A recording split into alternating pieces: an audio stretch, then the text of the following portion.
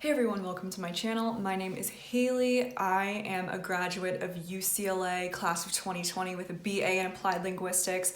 I recently took the GRE for my graduate program applications. I am going to study to become a speech-language pathologist, and I wanted to share my experience since this is something that has been on a lot of grad school applicants' minds. Test preparation. So I initially signed up for the Magoosh 6-month plan. It came highly recommended by a lot of other SLP graduate students that I had been following on social media, and my honest opinion is that it was horrible. I hated it. I paid $179 for the 6-month plan and I used it for 11 days and it was bad. It was simply bad. Why was it bad? The questions were unclear. The explanations for the questions were unclear as well. I didn't like the feedback they give on why one answer was right and one was wrong. To me, it seemed totally arbitrary. Like, it didn't seem like there was a clear-cut answer. I later found out that Magoosh writes their own questions, and that is probably a big factor in why those explanations didn't make sense, because if you're using ETS material specifically, they're questions from past GRE exams. Like, you already know this is official material. These are like pretty much akin to the questions you're gonna see on the real thing.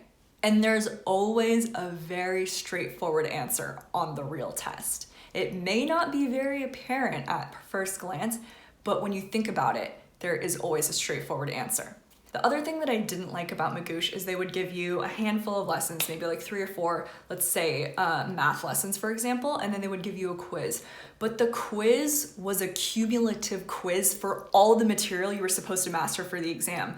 So there were questions on things that you hadn't learned about yet, and it would give you like this predicted score, but the score was so skewed because there were questions about things that you had no clue about. Does that make sense? Like, I felt like the predicted score that they gave you was not accurate at all, was not indicative of how you would do on the actual exam.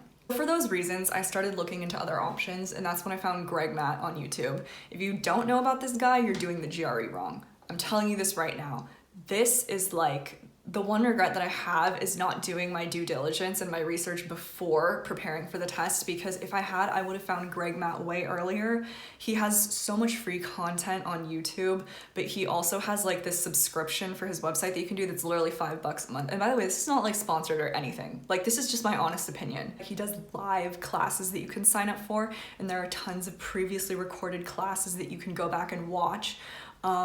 Math, verbal, whatever, everything that you need to know about the GRE, he's covered it. He has vocab, he tries to make it fun, honestly. And what I learned from him basically was treat it like a game, treat it like you need to win the game, and you'll probably do pretty well. And I think that that's a really great way to go about it, because if you think about it like a game, you're gonna just have a lot more confidence in your performance than if you're like, oh my God, this is the test that's gonna determine the outcome of my entire adult life.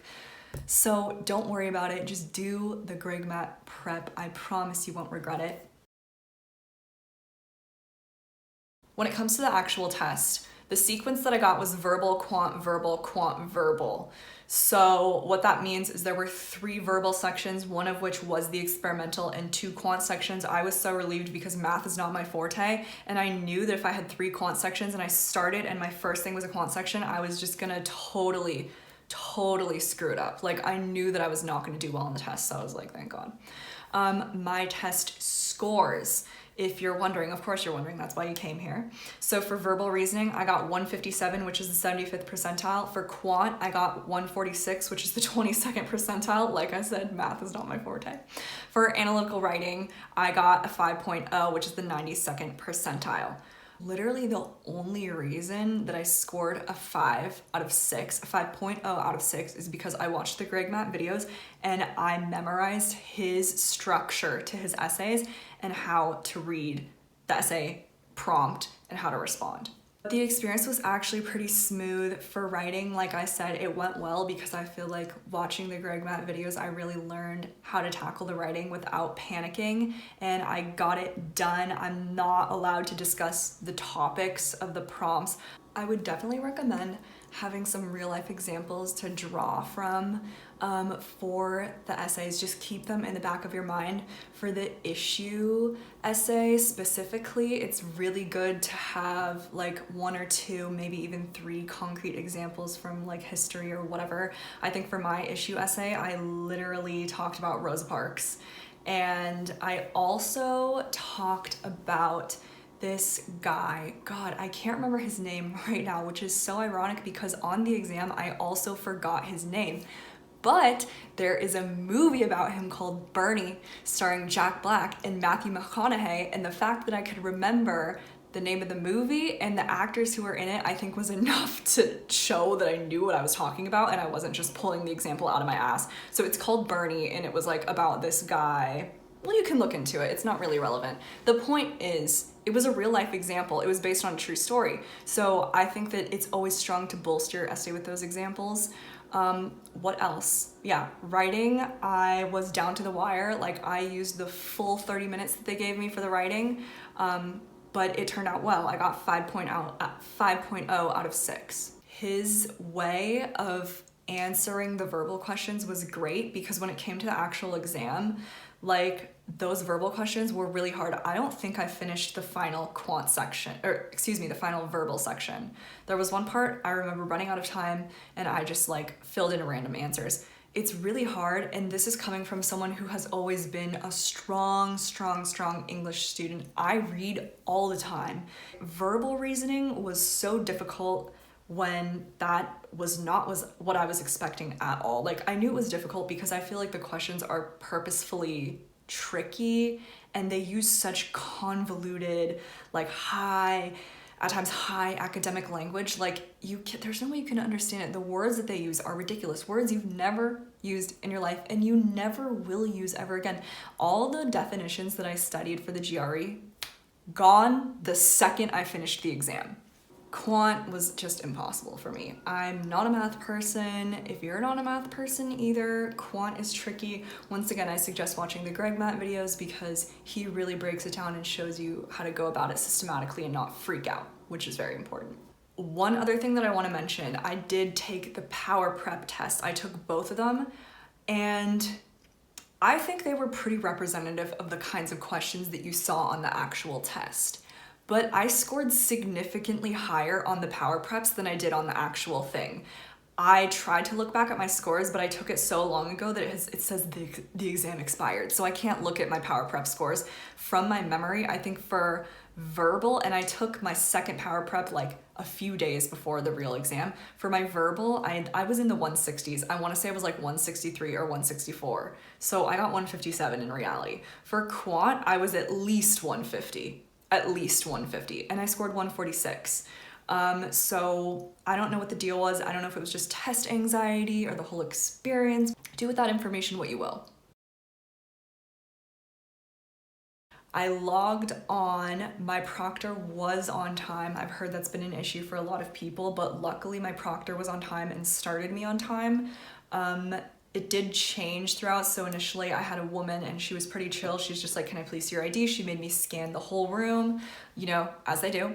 And then after I came back from the break, it changed to a man who honestly seems pretty lax about the rules. I'm not even gonna lie. Like, he didn't make me show my ID again, and he made me scan the room, but like, I don't really think he was even like looking, you know what I mean? And then I think I had a mirror too, because they like make you like show behind you or the room or something. I can't even remember. A lot of people that I've read online about have said they were having problems with the proctor like messing with their mouse during the exam because they do take full control of your laptop remotely while you're taking the exam.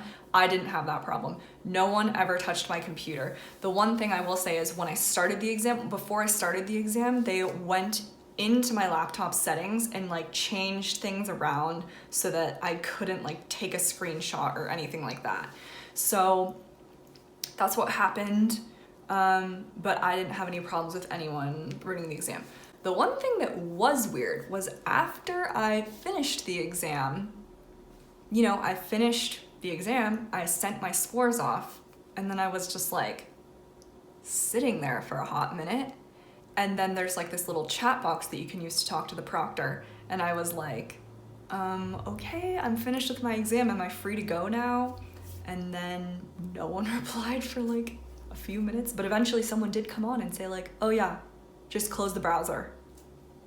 So that was it. I closed the browser and it was done. Thank you so much for watching. Please subscribe to my channel if you want to hear more from me. I am constantly posting content about community college, UC colleges, and now graduate school in regards to speech-language pathology. So if that interests you, give this video a thumbs up, subscribe, share it with anyone who you think might benefit from this content. I'll see you later. Bye.